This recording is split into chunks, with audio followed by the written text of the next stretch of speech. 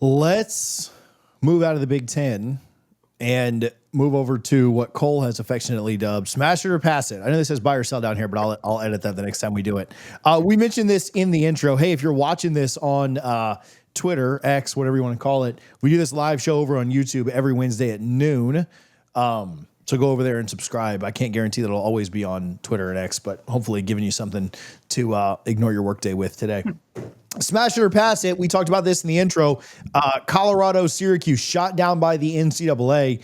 I mean, we have good call, bad call here, but I think we'll all have the same take on it. Just want to quickly get yours. I did just interestingly enough see Mike Gundy say, which, certainly never at a loss for words or, not wanting to put his opinion out there, say, well, what's the NCAA going to do? Just do it. And that, I did a video, a solo video on this moments after this was announced by the NCAA because we all kind of knew this was coming, and so kind of had my take on it. But that was my take. What are they going to do? Call it an NIL event when they tell you you're in trouble for doing it. Sue them and say that you're keeping kids from making money, and they'll lose in court again. So I'm with Gundy. Play the damn game. And what are they going to do? We had coaches from literally other teams, no shots at certain programs, up north, but on other sidelines in the NCAA kind of slapped that on the wrist. What are they going to do about joint scrimmages? Absolutely nothing. But the NCAA proves its incompetence. Who wants to go first here and rag on them as we move on here? Tom, you like to rag on them, so go for it. I love to rag on them. Yeah, Brett Bielema, to your point, from Illinois, was one of the people who shot this down. So it's just like it's like being in a toxic relationship where you expect the person to change and they never change. And that's the NCAA. They never change. They're just trying to avoid getting sued. When was the last time you saw the NCAA make a ruling where you're like, wow, you're moving the sport forward? Congratulations. The reasons they gave, my brain can understand them, that it's like, hey, you're not giving a competitive advantage to everybody. This needs to be open to every college football program. I can agree with that. Is that, yes, this would be a huge advantage for Colorado and Syracuse because you're just getting maximum eyeballs on you, and you'd be theoretically the only game in town like this, and one of the few spring games that's actually going to air this month. So yeah, I understand the reasons, but as a fan, and ultimately, this is a business. And I know people really don't want to hear that. They just want to hear their schools, their players, their coaches, their communities being showcased, et cetera. But this is a business. Aren't you guys trying to get eyeballs on the product in the off season when you're dying for attention? Wouldn't we talked about on this show? Wouldn't Fran and Deion mic'd up for maybe 2 to 3 days, and especially for a live spring game, be amazing TV and be something revolutionary for the sport that is in this state of flux and needs to take a step forward? Yeah, terrible idea. The thing that Fran Brown said, and that he said it in jest, he's like, if Bill Belichick had proposed this, they would have gone for it. Now, he immediately said, he's like, I'm kidding. And I understand people will take the racial element of that, completely understand how that got perceived. If anything, what this read to me as, had Fran Brown and Deion not done this publicly on social media, and then they done it privately behind closed doors and asked permission as opposed to forgiveness, maybe it would have happened. And that's the horrible thing about the NCAA, is that they're always going to want to be asked for permission. And the forgiveness thing often comes with a lawsuit. Do you guys remember when Deion was hired at Colorado and he started speaking about how this team is going to be better than advertised in year one, with a terrible offensive line, with an inconsistent defense, with a brand new crop of players? And they end up traveling down to Fort Worth, Texas, and they beat TCU, the runner-up of the national championship. And then he goes into a press conference and says, you didn't believe, calling out reporters left and right. Something we have never seen in the world of college football on that vicinity for a first-year head coach in his first Power 5 game. So let me ask you something. What makes you think that Deion is ever going to, number one, beat to a drum that is followed by rules and regulations, and number two, ever feel like that he is going to listen to, quote unquote, the man? The dude literally walked into multiple draft rooms when he was getting out of Florida State and said, I'm not going to be there when you're on the board, so you're wasting my time and I'm wasting your time.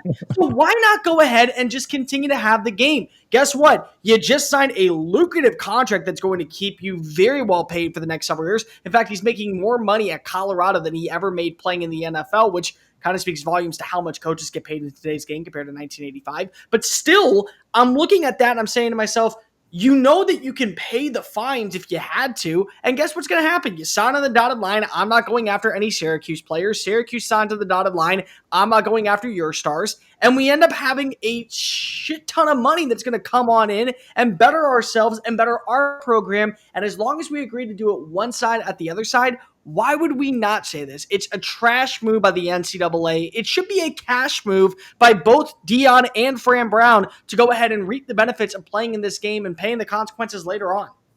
What is the, Tom mentioned this, and I get the logic by the NCAA on like, oh, well, it's an unfair advantage if you guys go do it. But what is preventing Brian Kelly from calling Brent Key and doing this? What is preventing Mike Norvell from calling, I don't know, Hugh Freeze and doing that? Nothing. There's no, and I know that Colorado and Syracuse are the ones that filed for this, right? They're the ones that asked, can we do this? And I totally agree with the whole permission versus forgiveness, right? If my kid eats a cookie, I'm not punishing them. I'm just saying, hey, don't do that next time. Whereas if they ask for a cookie, I'm saying no, right? But so just eat the cookie, right? Like when I'm not looking. But yeah, nothing is preventing any other team from doing this, right? And so now, have some teams already started spring? Sure, but it's not like Deion and Fran have been planning this for 6 months. This is 2-3 weeks old, and so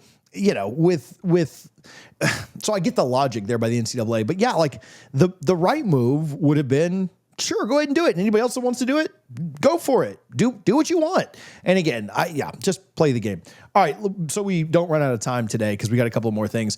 Deion's extension, just very quickly, what does it mean big picture? Cole, you can start us off on this side. It means that Colorado is going to be a player for a national championship. And I don't know if they'll ever get there, but what I will say is that they will be a player and contender for any prospect that is entering the transfer portal. Deion will continue to sell the identity of what Colorado football is, and they should be viewed as a legit team that can at least make the college football playoff as the representative from the Big 12. The Big 12 and the ACC, I truly believe every few years will flip off how many teams are represented. I think Colorado can be in that conversation for 9+ wins. I think that they're going to bring in better recruits. I think that when you continue to see the development of talent, he is going to be able to say, this is what I have done. And more importantly, Colorado is going to strike gold in what they would have to get in refinances because of the buyout is so lucrative that whoever is paying it, they're at least paying back Colorado to guarantee, hey, we're losing some talents, but at least we can go ahead and use this money elsewhere for NIL purposes. It's a win. I don't think they're going to compete for a national championship. I think they could compete to make the college football playoff because you could see them in contention within the Big 12. The bigger experiment outside of the transfer portal is, will Deion Sanders' slew of celebrity coaches actually prove to be good coaches and develop these players into becoming a credible team that could contend for a national championship? And ultimately, I think Deion's out another year or two to Florida State. So you're still buying into the Florida State hype? I am. I buy that. Yeah. I think also as a parent, his sons have left. Maybe after a year, he's like, I don't want to be in Boulder anymore. Well, we could use an influx of some excitement in Tallahassee. I'm dreading the day that I have to break down the Seminoles. Actually, maybe I'm just going to make you two do that, and I'll just sit back quietly with some popcorn. You're not going to. Stanford makes a hire. Andrew Luck, as their GM, fired their coach last week. This happened right after we got off the air, so we didn't get a chance to talk about it now. It's not necessarily new news, although the hire just happened. Thoughts on the temp hire and what the heck's going on at Stanford? Yeah, it's a program that it's an athletic department that happens to exist. And I mean that in the nicest way possible, and that they're focused on academics and that they have athletics and they have Olympic level athletics that are a much greater concern to what they're doing. This is fascinating within this new world of college football. How many weeks ago did we talk about, no GM of a college football program is ever going to tell Kirby Smart what players to recruit, all that sort of stuff. Well, is that what's about to happen? Because what is Frank Reich really going to do between this April 2nd and the season starting? He's not going to go recruiting. So who's going to go do that? Is it Andrew Luck? I think this is a huge paradigm shift in college football. So moving on from Taylor, sounds like some of the internal issues, off the field issues were significant, and they made the right decision. Getting Frank Reich as a 1-year rental, Reich potentially having an eye on going back to the National Football League, doing a solid for a player he once coached in Indianapolis. Totally understand that, but it is kind of a wonky situation, and it is a power shift if this continues. Doesn't really matter for 2025. This is still going to be a team that is underwhelming, but I think for the long term, it shows, number one, Andrew Luck is going to have massive control on what happens with the football organization.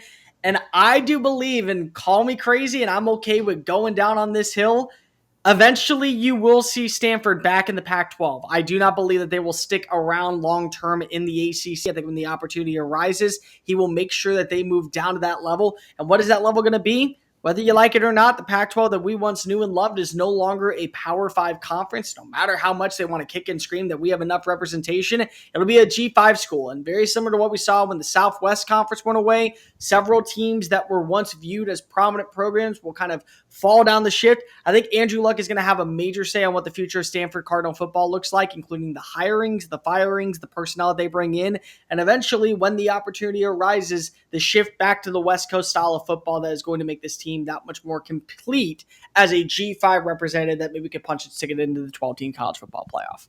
Thank you for watching this episode of The Power 2. This was part of a live show that you can get right now by clicking the link on the screen. We appreciate you guys for tuning in. Make sure you're subscribed to College Football Addiction so you don't miss any of The Power 2.